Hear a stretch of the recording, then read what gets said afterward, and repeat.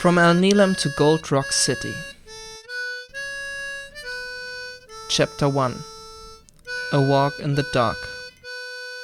It was still night when I had finished unloading the cargo, and I decided to take a walk through the town before I go to sleep. I passed the empty market and followed the streetlights to the end of the road. I could see the water from there and decided to go down to the beach, where I sat down for a while. I thought about my voyage, how well it went, and felt like nothing could ever go wrong. I knew that I was lucky weather-wise, but I didn't spend many thoughts on storms and all the things that could go wrong. After sitting and thinking for a while, I went back to my boat and fell into a deep, restful sleep.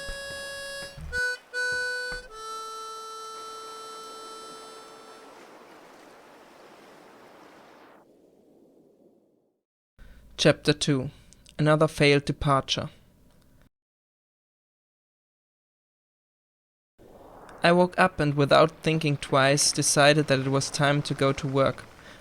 But before I took my next contract, I went to the now not so empty market and bought a bottle of wine. And as I remembered how long the bottle on my first voyage lasted, I bought another one. I spent a little time on the market trying to get to know the people, but they didn't really seem to be willing to talk to me. So I bought an empty bottle from a trader. It would probably get handy at some point. I thought about buying a fishing rod, but didn't have enough money, so I went to the trader's office to decide where I would sail next. My original plan was to sail back to Neverdin, but as I remembered how I left and that people would probably still remember my failure, I decided to take a more profitable route and sail to Gold Rock City. The trader was only willing to give me 2 contracts, but those were well paid for a person in my situation. One of the goods I was delivering was copper. I transported copper before, but that was on a bigger ship, under the command of a more experienced captain. I didn't know if my small boat would be able to handle the weight, but still, I had to try.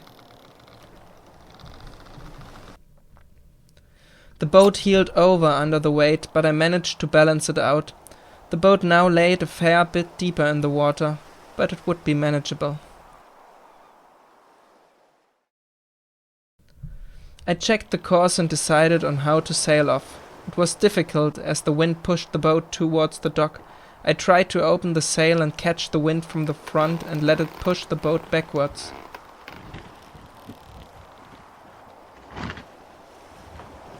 As I came clear of the dock, I put the rudder hard to starboard and hauled the sheet close to go upwind. Then I turned the rudder back to the middle and was stuck.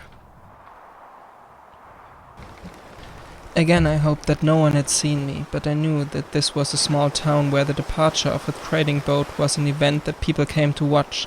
Back then there weren't many traders in the region. I just acted like this was all part of the plan and sailed away as fast as I could. Again.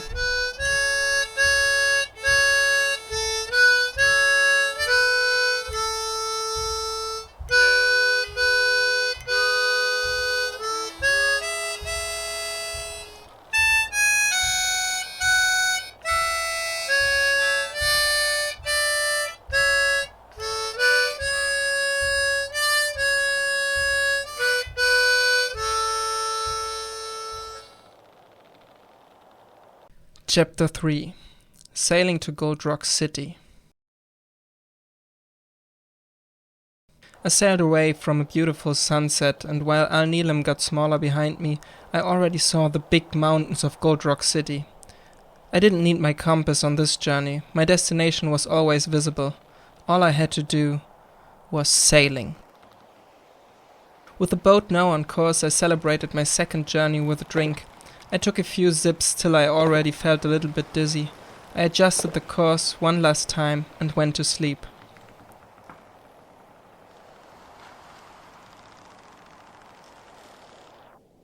I was very tired, and a little bit drunk too, so I slept for a while.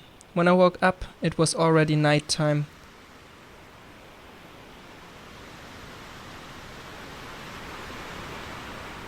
I was very thirsty, and with nothing else in my reach, I took the wine bottle and drank until it was empty. It was very dark, and the aft wind pushed my boat slowly towards Gold Rock City. I adjusted the sail and the course here and there, but in the end I didn't have much to do, so I watched the moon, the stars and the passing seas for a little while. I saw the empty bottles on the floor and thought to myself that it was time to open the other bottle I bought. I drank more than half of the bottle before putting it away. I realized that I drank more than usual, but I thought that this was part of being a single-handed sailor. Drinking was part of the job. Chapter 4: An Embarrassing Encounter. Gold Rock City was coming closer now. I already saw the lights of the town as well as the lights of the rising sun. Now my place was clearly on the helm of the boat, but that didn't stop me from enjoying the beauty of the island as the sun was rising behind it. And there was the harbor as well as a beautiful ship which, as I later found out, was for sale. I wanted to dock the boat with the bow pointing towards the western entrance to the port. But my rudder didn't provide enough turn rate, so I ended up hitting the dock bow first.